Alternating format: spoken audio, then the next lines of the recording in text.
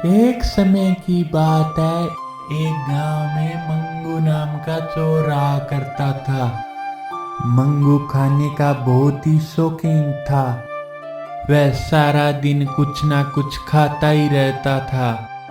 इस कारण उसके पेट में हमेशा गैस बनी रहती थी और वह हमेशा पाद मारता रहता था। सारा दिन उल्टी पुल्टी तली हुई चीजें खाने से वह इतना गंदा पाद मारता था कि अपने आसपास सभी को बेहोश कर देता था। उसकी इसी कमजोरी के कारण वह जहां भी चोरी करने जाता वहां पकड़ा जाता। इसलिए कोई भी चोर उसको अपने साथ रखने के लिए तैयार नहीं था। अरे यार, कोई भी चोर मुझको अपने साथ रखने के लिए तैयार ही नहीं है। मैं अकेला चोरी कैसे करूंगा? कोई तो चाहिए चोरी करने के लिए साथ में। तभी एक गिलहरी उसकी हथेली में आकर बैठ जाती है। अरे वाह, कितनी सुंदर गिलहरी है। किसी को मेरी कदर नहीं है। लगता है ये सुंदर गिलहरी मेरे से दोस्ती करना चाहती है। वह गिलहरी के साथ बातें करने लग जाता है। तुम ही बताओ गिलहरी, कोई चोर मुझे अपने साथ क्यों नहीं रखना चाहता है? मैं इतना भी बुरा पाद नहीं मारता ना। तभी मंगू को जोर से पाद आता है और वह गिलहरी उसके हाथ में ही बेहोश हो जाती है। अरे अभी तुम्हें क्या हो गया मेरे दोस्त? तुम भी दूसरों की तरह इतना ही टिक पाई ना। कुछ समय बाद इस गांव में तो मेरी इस पादने वाली कमजोरी का सबको पता चल गया है। ऐसा सोचकर वह दूसरे गांव दोदी नगर में पहुंच जाता है। वहां पर वह एक कालू नाम के चोर से मिलता है। कालू मंगू से कहता है, मंगू भाई, तुम पहले किसके साथ काम करते थे और तुम उनसे अलग क्यों हो गए? मंगू अपने आप को बहादुर चोर बताने के लिए कालू के सामने झूठी झूठी फेंकने लग जाता है। मैं पहले जिनके साथ काम करता था वो इस चोरी के मामले में जरा कमजोर थे, तो पुलिस के द्वारा पकड़े गए। मैं उन लोगों से चालाक था तो बच गया। तुम भी अपने बारे में कुछ बताओ जरा। कालू भी फेंकने में कम नहीं था। भाई मंगू, मेरी भी तुम्हारी जैसी ही कहानी है। मंगू मन में सोचता है, यह तो बहुत खतरनाक चोर है, इसके साथ मेरा काम बन जाएगा। कालू भी मन में यही सोचता है। यह तो बहुत खतरनाक चोर है, इसके साथ तो चोरी करने में मजा आ जाएगा।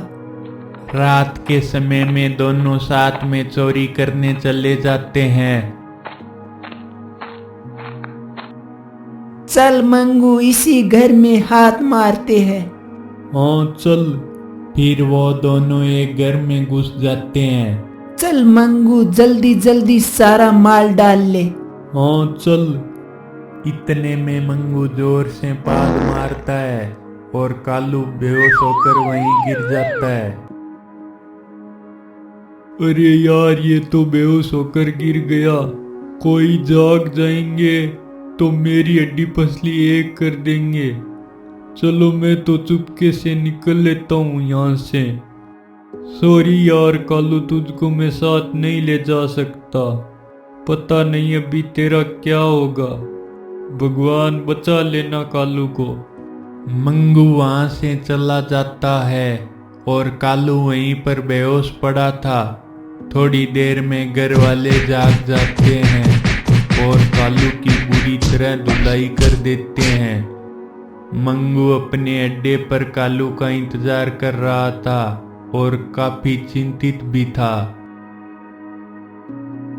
पता नहीं बेचारे कालू के साथ क्या क्या हुआ है। बड़ी मुश्किल से एक साथी मिला था, उसको भी मैंने पहली रात पकड़ा दिया। थोड़ी देर में कालू भी वहां आ जाता है। सॉरी यार कालू, भागने के अलावा मेरे पास कोई दूसरा रास्ता भी नहीं था। तू तो बेहोश हो गया था। बहुत बुरी तरह मारा रे सालों ने। कालू यार, मैंने जानबूझकर तो कुछ नहीं किया ना। क्या करूं, ये मेरी कमजोरी है। तुम मुझे छोड़कर तो नहीं चला जाएगा ना कालू भाई? नहीं मंगू, मेरे पास एक तरकीब है। हाँ बताओ। तुम्हारे पाद की इस गंदी बदबू से हर कोई बेहोश हो सकता है। ये तुम मुझे क्या बता रहे हो? मुझे तो पता है।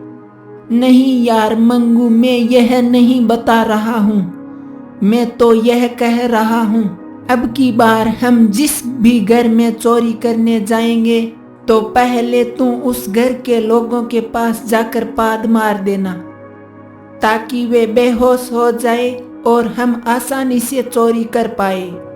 फिर हमको कोई नहीं पकड़ पाएगा। हाँ यार कालू, ये तो बहुत अच्छी तरकीब है।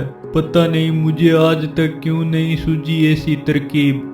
अब वे दोनों जहाँ भी चोरी करने जाते वहाँ पर पहले मंगू पाद मारकर सबको बेहोश कर देता और आसानी से चोरी करके वापस निकल जाते थे।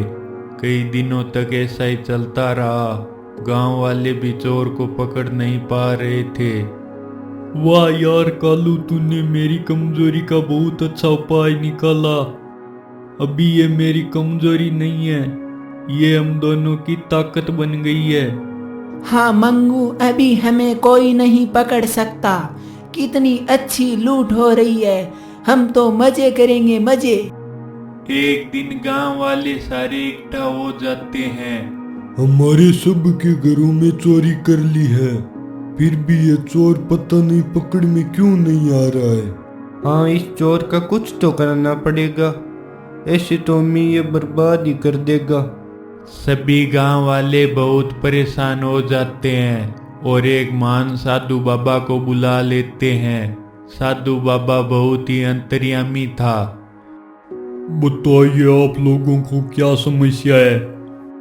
बाबा, हमारे गांव में बीते कुछ दिनों से हर दिन बार बार सबके घरों में चोरी हो रही है। पता नहीं चल रहा है हम में से कोई भी चोर को पकड़ क्यों नहीं पा रहा है। साधु बाबा ध्यान लगाकर गांव वालों से कहते हैं, आपके गांव में जो चोरी करने आता है उस चोर को बहुत ही गंदा पाद मारने की बीमारी है। वह चोर जैसे ही आपके घर में आकर पाद मारता है तो आप लोग बेहोश हो जाते हो। इस कारण कोई भी उसको पकड़ नहीं पा रहा है। तो बताइए बाबा, इसका क्या इलाज है? इसका एक ही इलाज है, तुम अपने मुंह पर कपड़ा बांध लेना, जिसके कारण उसके पाद की बदबू तुम्हें प्रभावित नहीं कर पाएगी। और तुम जागते रहना ताकि उस चोर को आसानी से पकड़ सको। ठीक है बाबा जी, ऐसा ही करेंगे। चल भाई कालू, चलते हैं अपने काम पर। हाँ भाई मंगू चल। फिर वो दोनों एक घर में घुस जाते हैं। चल भाई मंगू, दिखा दे अपना जलवा। ले अभी दिखा देता हूँ। मंगू पाद मार देता है और दोनों आराम से चोरी करने लग जाते हैं। उतने में 4-5 लोग आ जाते हैं और दोनों की जबरदस्त कुटाई कर देते हैं। बाद में दोनों को पुलिस के हवाले कर दिया जाता है।